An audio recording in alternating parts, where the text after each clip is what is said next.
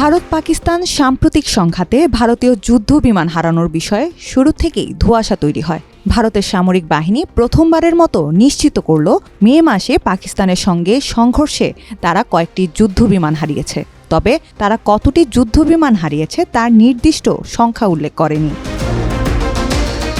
৩১ মে সিঙ্গাপুরের শাংগ্রিলা সংলাপে অংশগ্রহণের এক ফাঁকে ব্লুমবার্গ টিভিকে দেওয়া এক সাক্ষাৎকারে দেশটির chief of defence staff Anil Chauhan বলেন, এটাই শুধু গুরুত্বপূর্ণ বিষয় নয় যে যুদ্ধবিমান ভূপাতিত হয়েছে, বরং কেন সেগুলো ভূপাতিত হয়েছে সেটাই আসল বিষয়। এ সময় জেনারেল অনিল বলেন, ৪ দিন ধরে চলা সংঘাত কোনোভাবেই পরমাণু যুদ্ধের কাছাকাছি যায়নি। ভারতের সেনা সর্বাধিনায়ক বলেন, পাকিস্তান দাবি করেছে তারা ৬টি ভারতীয় যুদ্ধবিমান ভূপাতিত করেছে, যার মধ্যে ৩টা রাফাল।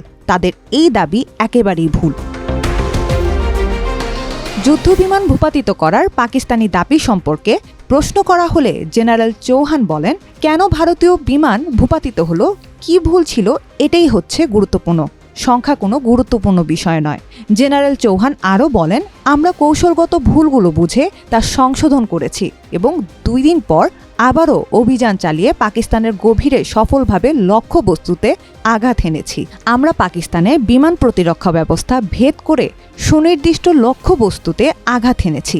সংঘাতে পরমাণু অস্ত্র ব্যবহারের কোনো আশঙ্কা ছিল না। সংঘাতের মধ্যে অনেক জায়গায় যোগাযোগের পথ খোলা ছিল, যা পরিস্থিতি নিয়ন্ত্রণে রাখতে সাহায্য করেছে। সংঘাতের প্রথম দিকে ভুল বুঝতে পেরে তা সংশোধন করা হয়েছে জানিয়ে ভারতের সেনা সর্বাধিনায়ক বলেন, ভালো দিক হলো আমরা আমাদের কৌশলগত ভুল বুঝতে পেরে এবং তা সংশোধন করেছি, ঠিক করেছি। ২ দিন পর আবারও সেই কৌশল প্রয়োগ করে সব যুদ্ধ বিমান উড়িয়ে দিয়েছি। এবার দূরপাল্লার লক্ষ্যবস্তুকে নিশানা করেছি। গত ৭ মে পাকিস্তানের সঙ্গে সংঘাত শুরুর পর যুদ্ধবিমান ভূপাতিত হওয়ার বিষয়ে ভারতের সরকারের কোনো কর্মকর্তা বা সেনাবাহিনীর কর্মকর্তার পক্ষ থেকে এটাই প্রথম সরাসরি বক্তব্য। এই মাসের শুরুর দিকে পাকিস্তানের প্রধানমন্ত্রী শাহবাজ শরীফ দাবি করেন, তার দেশ ৬টি ভারতীয় যুদ্ধবিমান ভূপাতিত করেছে। তবে এই দাবি এখনও নিরপেক্ষভাবে যাচাই করা হয়নি। ভারত সরকারও যুদ্ধবিমান হারানোর বিষয়ে এর আগে কোনো মন্তব্য করেনি। কয়েক দশকের মধ্যে পারমাণবিক অস্ত্রধারী প্রতিবেশী ২ দেশের মধ্যে এই সংঘর্ষ ছিল সবচেয়ে ভয়াবহ। উভয় পক্ষই একে অপরের উপর যুদ্ধবিমান, ড্রোন ও ক্ষেপণাস্ত্র হামলা চালায়। পাশাপাশি সীমান্ত বরাবর গোলা বারুদ ও হালকা অস্ত্র দিয়েও গুলি বিনিময় হয়। গত ২২ এপ্রিল জম্মু ও কাশ্মীরের পেহেলগাঁওয়ে সশস্ত্র গোষ্ঠীর হামলায় ২৬ জন বেসামরিক নাগরিক নিহত হওয়ার পর ২ দেশের উত্তেজনা দেখা দেয়।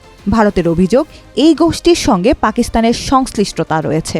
তবে ইসলামাবাদের নেতারা ভারতের অভিযোগ নাকচ করে দিয়েছেন।